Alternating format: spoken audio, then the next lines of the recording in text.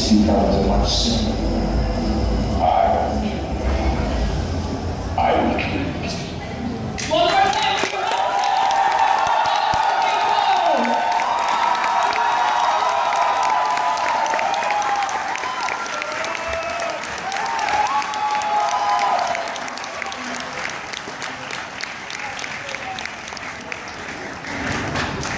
Welcome, welcome, welcome.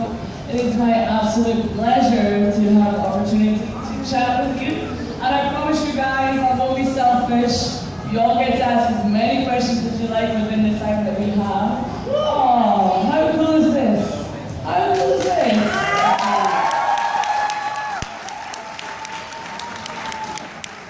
Welcome. Thank you, Laura, for such a beautiful introduction. Anytime. So how are you finding it here in the Middle East? I love it here. I really do. I love being here at the Comic-Con. I think we have really great attendance, great fans, really great artists. What I love about Comic-Con is that you get a chance to be exposed to such very varied different kind of art forms. And that's what makes it really interesting for me. Besides just the media world that we're in, we get a chance to really be exposed to artists who make really beautiful things out of what they see and out of what we as actors and writers create.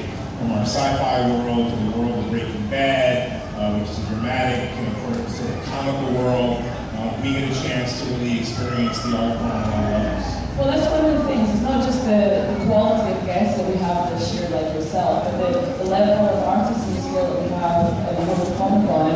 And one of the ethos that we've touched on there is any art form, we consider it to be whether it evokes an emotion in you, an emotional response. And so much of your work, as we saw in the trailer there, has influenced generations. And personally for myself, I spoke to you yesterday about Do the Right Thing, and when I first saw that movie growing up. 25-year anniversary, Do the Right Thing! Do the Right Thing! Actually, masterpiece! And that was part of a movement in America. It was a part of a time where African American cinema was first becoming recognized. And not only that, but going wings and developing something else and influencing culture as well. You were a part of so many collaborations with Spike. I have been. I've been really fortunate. I met Spike back when he was working at a place called First Run Features for Maxie Cohen after he got out of Morehouse College and was developing a piece that was a dramatic piece that became a musical called School Days. And that eventually morphed into being a straight drama with music. But you know, the key here is that film and entertainment and television reflects what's going on in the world. And certainly School Days at that time, and which was before Do the Right Thing, was the beginning of Spike's sort of link up with that consciousness. And then Do the Right Thing really blew it out of the water. And of course now we see different television shows really change the way we live. And what I love about the connection here is that I'm seeing that here at this Comic-Con, the reflection of what we do is moving to our children. I've never seen so many kids at a Comic-Con, families that come. And I think that's really the key to knowing that it really is having a strong effect on our society, not only as it did in America with Do the Right Thing, but also here as it's done with the females in this society in the Middle East. It's allowing them to see that there is a freedom to be had, and it's okay to be outspoken as a female, as a young person. Yeah, as a young artist, and I believe that a lot of that has to do with with imagery that we're seeing through entertainment and through our artistry. It's nothing is about to art. Art creates revolution, and revolution creates change, which is my seamless segue there into revolutions. You know, many fans here, so many people will be talking to me saying, I want to ask a question, I want to ask a question. Tell us about that. Revolution is a show in America and around the world now that depicts some very real things that could happen. It's a show that's about what if.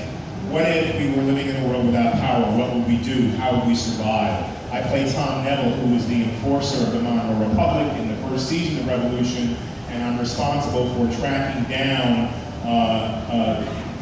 Miles Matheson, who it's assumed had something to do with the power going out as a fugitive.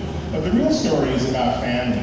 It's about family trying to reunite over a very vast and in a way, our desert landscape of Texas. It's a show about science that has to do with nanotechnology taking over our world. You notice everything we have is getting smaller.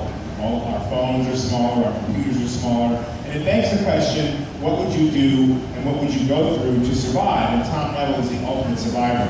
First season, I'm very high and tight. You know, I have myself together, I'm working for somebody else. Then I run away from that group to try to find my son and my wife, and I find myself within a refugee camp with the regular people of the world trying to figure out very much what they're trying to figure out, how to survive, and who was responsible for the power going out. And now we have a government entity that escaped, the US government escaped to Guantanamo Bay. They have come back to try to rearrange the world. Sound familiar?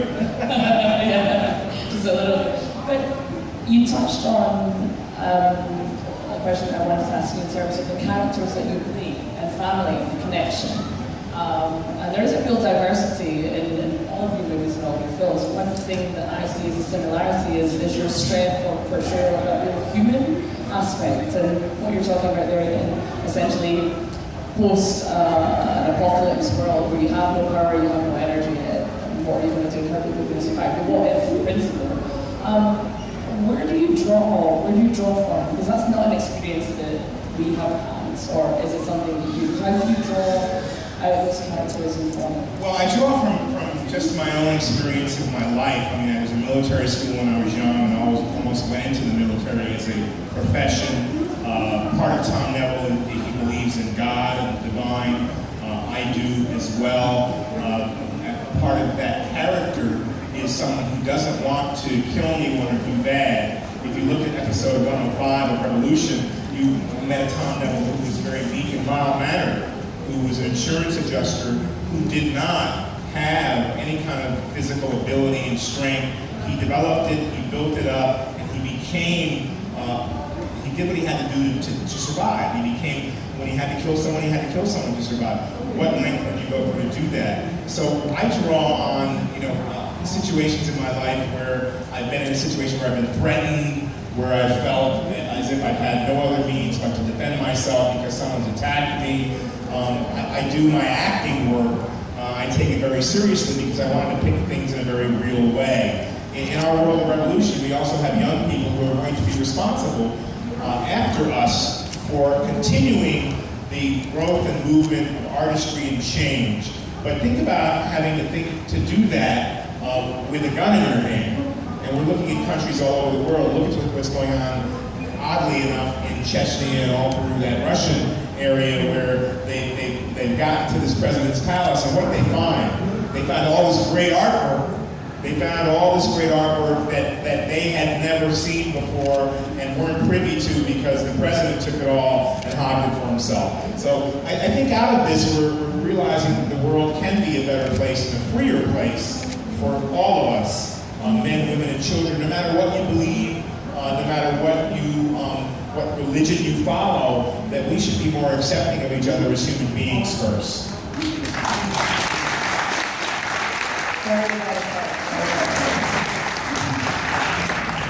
So that brings me to Breaking Bad. There are so many elements to Breaking Bad that made it a tremendous series, from the writing, from the filming, the cast.